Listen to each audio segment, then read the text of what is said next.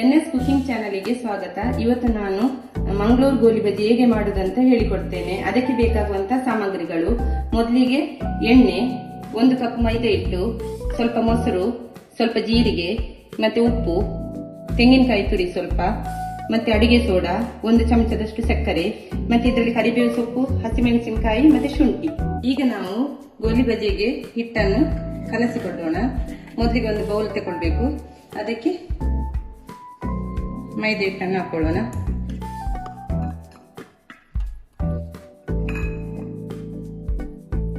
ತೆಂಗಿನಕಾಯಿ ಹಾಕೊಳ್ಳೋಣ.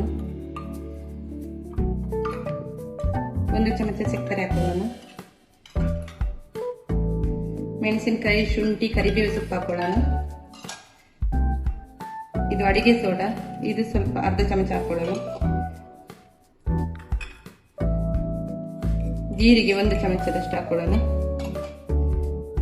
ರುಚಿಗೆ ತಕ್ಕಷ್ಟು ಉಪ್ಪು ಹಾಕೊಳ್ಳೋಣ.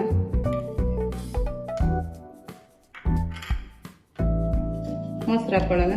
ಮೊಸರು ನೋಡಿ ಹಾಕೊಳ್ಳಿ, ಎಷ್ಟು ಬೇಕಷ್ಟು. ಈಗ ಇದನ್ನು ಕಲಸಿಕೊಳ್ಳೋಣ.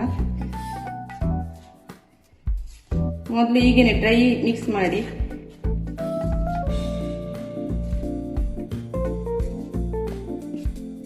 ಆಮೇಲೆ ಅದಕ್ಕೆ ಬೇಕಾದಷ್ಟು ನೀರು ಹಾಕೊಂಡು ಕಲಸಿಕೊಳ್ಳಿ.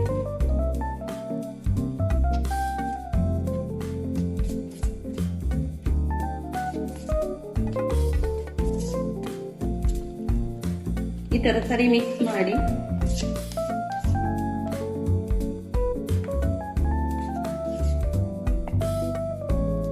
ಇದನ್ನು 1 ಗಂಟೆ ಮುಚ್ಚಿಡ್ಬೇಕು. ಈಗ ಇದು ಕಲಸಿಟ್ಟು 1 ಗಂಟೆ ಆಗಿದೆ. ಈಗ ಇದನ್ನು ಸ್ವಲ್ಪ ಮಿಕ್ಸ್ ಮಾಡೋಣ. ಸರಿ ಮಿಕ್ಸ್ ಮಾಡಿ ಈ ತರ. ಈಗ ಬಾಣಲೆ ಇಟ್ಕೊಳ್ಳೋಣ. ಈಗ ಗ್ಯಾಸ್ ಆನ್ ಮಾಡೋಣ. ಬಾಣಲೆ ಇಡೋಣ. ಎಣ್ಣೆ ಹಾಕೊಳ್ಳೋಣ. ಇದು ಸ್ವಲ್ಪ ಬಿಸಿ ಆಗ್ಬೇಕು. ಈಗ ಎಣ್ಣೆ ಬಿಸಿ ಆಗಿದೆ. ಈಗ ಸ್ವಲ್ಪ ಕೈಯಲ್ಲಿ ಈ ತರ ಪ್ಲೇಟಲ್ಲಿ ನೀರು ತಕೊಂಡು ಸ್ವಲ್ಪ ಕೈಯಲ್ಲಿ ಈ ತರ ಮಾಡಿ ಸೈಡಿಂದ ಹೀಗೆ ಹಾಕಬೇಕು. ಗ್ಯಾಸ್ ಅನ್ನು ಸ್ವಲ್ಪ ಮೆಲ್ಲ ಇಟ್ಕೊಳ್ಬೇಕು.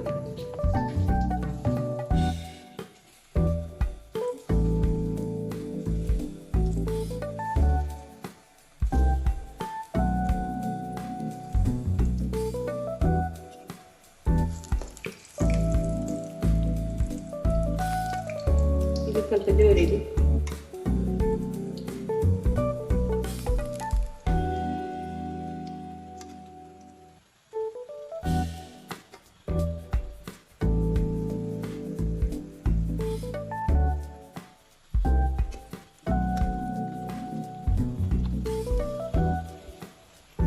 ಈಗ ಕಾಯ್ದಿದೆ. ಈಗ ತೆಗೆಯೋಣ.